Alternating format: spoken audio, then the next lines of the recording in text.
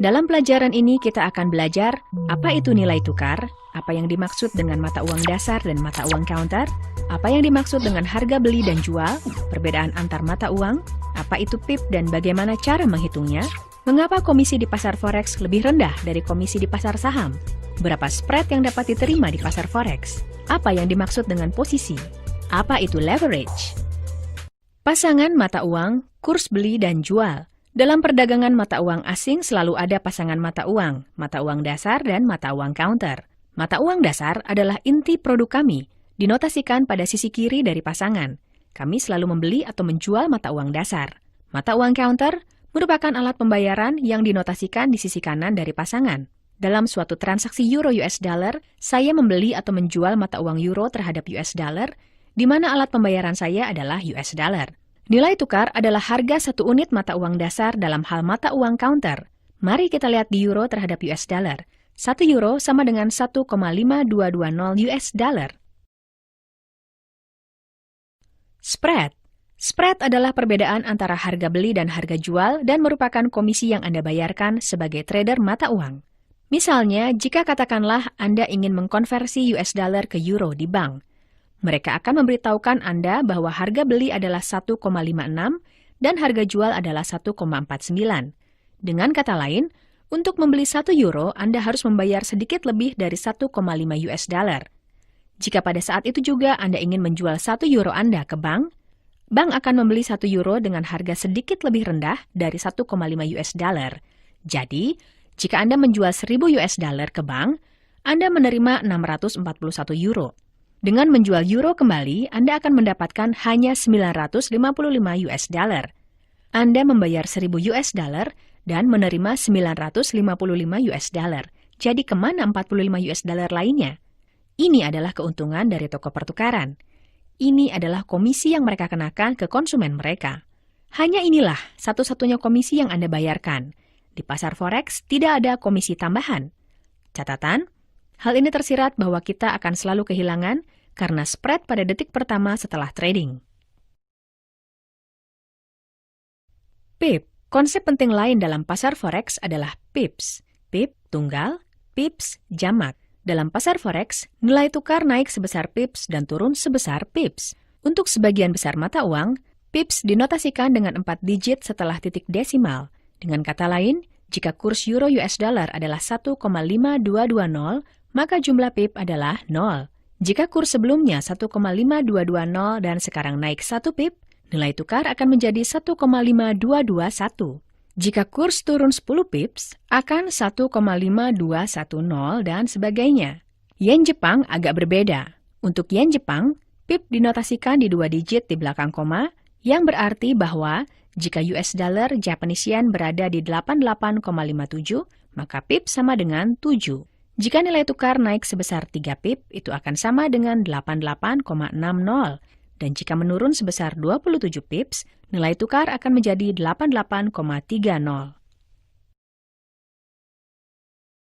Fluktuasi harian rata-rata. Untuk berkenalan dengan konsep ini, fluktuasi harian rata-rata dari euro US dollar adalah sekitar 100 pips sehari. Pada hari-hari yang lebih bergolak, fluktuasi mencapai 200-300 pips. Pada hari-hari tenang, fluktuasi mencapai 50-60 pips. Dan dalam hal persentase, jika nilai tukar saat ini 1,5220 dan saya ingin mengumumkan bahwa besok itu naik 1%, akan direpresentasikan dengan kenaikan menjadi 152 pips. Jadi jika kita katakan bahwa fluktuasi harian dari euro US dollar sekitar 100 pips sehari, berapa persen fluktuasi rata-rata euro US dollar? Sekitar 0,7% sampai 0,8%. Dan pada periode lebih bergejolak, 2% paling banyak. Dari sini kita belajar dari keuntungan baru dan penting yang terjadi di pasar forex. Pasar ini stabil dan saya merujuk terutama untuk mata uang utama, euro, US dollar, pound, yen, dan Swiss franc. Ini adalah pasar yang stabil dengan fluktuasi nilai tukar 0,5% sampai 1,5% sepanjang hari. Tidak ada kemungkinan bahwa dalam sehari Anda akan bertrading mata uang dan kehilangan 10% sampai 15%. Nilai PIP. Sekarang mari kita belajar nilai PIP dalam batas-batas sebuah transaksi tertentu. Jika nilai tukar euro US dollar adalah 1,5220 dan Anda ingin membeli 100.000 euro, Berapa banyak US dollar yang harus Anda bayarkan? 152.200 US dollar tentu saja. Beberapa detik kemudian nilai tukar naik ke 1,5221. Berapa banyak pips terjadi dalam kenaikan nilai tukar? 1 pip. Dan berapa nilai 100.000 euro saat ini? 152.210 US dollar, yaitu 10 US dollar lebih. Nilai dari 1 pip dalam transaksi 10.000 euro adalah 1 US dollar. Dengan kata lain, dalam transaksi sebesar 100.000 euro, setiap pip memiliki nilai 10 US dollar, dan dalam transaksi dari 1 juta euro, 100 US dollar. Bagaimana pips dihitung? Kita ambil jumlah transaksi yang telah dilakukan dalam hal mata uang dasar dan dibagi dengan 10.000. Ini adalah nilai 1 pip dalam hal mata uang counter. Sebagai contoh, untuk transaksi sebesar 100.000 euro, kita bagi dengan 10.000 dan kita mendapatkan 10. Ini berarti bahwa nilai setiap pip adalah 10 dolar. Jika kita mengeksekusi transaksi 30.000 euro, setiap pip bernilai 3 US dollar. Untuk yen Jepang, perhitungannya sedikit berbeda. Kita bagi jumlah transaksi dalam hal mata uang dasar dengan 100, dan itu adalah nilai pip tersebut. Sebagai contoh, sebuah transaksi 100.000 US dollar pada pasangan mata uang US dollar Japanese yen, kita bagi dengan 100 dan hasilnya adalah 1.000 yen. Dengan asumsi bahwa nilai tukar adalah 88,00, kita bagi 1.000 dengan 88 yang berarti 11,36 US dollar per pip. Contoh, kita akan mengambil pasangan mata uang Euro Great Britain Pound Sterling dan transaksi dari 100.000 euro. Setiap pip bernilai 100.000 dibagi dengan 10.000, dan karena itu senilai 10 US dollar. Dan dalam mata uang apa yang kita bayarkan? Dalam pounds, yang berarti bahwa setiap pip sama dengan 10 pounds. Ukuran spread. Apakah Anda tahu berapa spread nilai bid dan ask yang dapat diterima nilai tukar euro US dollar? 3 pips. Jadi untuk melakukan transaksi sebesar 100.000 euro, yang sama dengan 152.000 US dollar, berapa komisi yang harus dibayar? Jika setiap pip sama dengan 10 US dollar dalam transaksi 100.000 euro, dan spread adalah 3 pips, kami akan membayar 30 US dollar sebagai komisi, pembayaran satu kali yang mencakup pembelian dan penjualan. Komisi. Jika ingin membandingkan nilai komisi yang dibayar di pasar saham, kita akan melihat bahwa di pasar forex tingkat komisinya sangat rendah. Misalnya, dalam perdagangan euro 10.000, komisi sahamnya adalah 0,5% yaitu 50 euro. Namun di forex, Anda hanya akan membayar komisi 3 US dollar untuk trading 10.000 euro. Untuk trading 100.000 euro, Anda hanya akan membayar komisi 30 US dollar dan sebagainya dan sebagainya. Aturan trading. Jika Anda bertrading produk tertentu dan Anda pikir bahwa harganya akan naik, Anda akan membelinya, dan jika harganya memang naik, Anda akan mendapat keuntungan ketika Anda menjualnya. Dan jika Anda salah dan harganya turun, Anda akan rugi. Misalnya jika Anda berdagang kayu dan Anda pikir harga kayu akan naik, Anda membeli 10 ton kayu ketika harga kayu adalah 100 US dollar per ton. Dan kemudian Anda menjualnya pada saat harga naik sampai 150 US dollar per ton, Anda telah mendapat keuntungan 500 US dollar. Jika Anda berpikir bahwa harga kayu akan turun, Anda akan menunggu sampai harga mencapai 50 US dollar per ton, dan kemudian Anda akan membeli juga 10 ton hanya pada harga 500 US dollar. Aturannya adalah, seorang trader yang menganggap nilai produknya akan meningkat, membeli lebih banyak barang dan menunggu harga naik untuk menjualnya. Seorang trader yang berpikir bahwa nilai suatu produk akan turun, bergegas untuk menjual barangnya dan membuat keuntungan sebisanya. Trader tidak selalu harus kehilangan segalanya atau mendapatkan segalanya. Trading bisa dihentikan di tengah jalan dan situasi semacam ini akan diperdalam lebih lanjut nanti. Mari kita terjemahkan ke dalam istilah pasar forex. Jika Anda berharap nilai tukar mata uang meningkat, Anda akan membelinya. Jika Anda berharap nilai tukar mata uang menurun, Anda akan menjualnya. Jumlah keuntungan atau kerugian Anda tergantung pada volume transaksi yang Anda lakukan. Makin besar transaksinya, makin banyak keuntungan Anda. Tetapi Anda akan mengambil resiko yang lebih besar.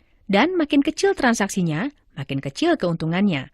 Tapi Anda telah mengambil resiko yang lebih kecil. Perdagangan mata uang adalah persis seperti membeli dan menjual kayu, tomat, atau mentimun. Kita membeli barang ketika kita pikir harga akan naik, dan menjual barang ketika kita pikir harga akan jatuh. Transaksi atau posisi. Untuk menyelesaikan transaksi, kita perlu melakukan pembelian dan penjualan. Jika pembelian dan penjualan tidak dilakukan, maka transaksi itu tidak selesai. Dan tidak masalah jika Anda akan memperoleh keuntungan atau kerugian dalam transaksi. Ingat, ini adalah aturan penting. Realisasi keuntungan atau kerugian terjadi hanya pada saat transaksi selesai. Posisi adalah esensi dari transaksi. Pembukaan posisi, membuka transaksi untuk pasangan mata uang.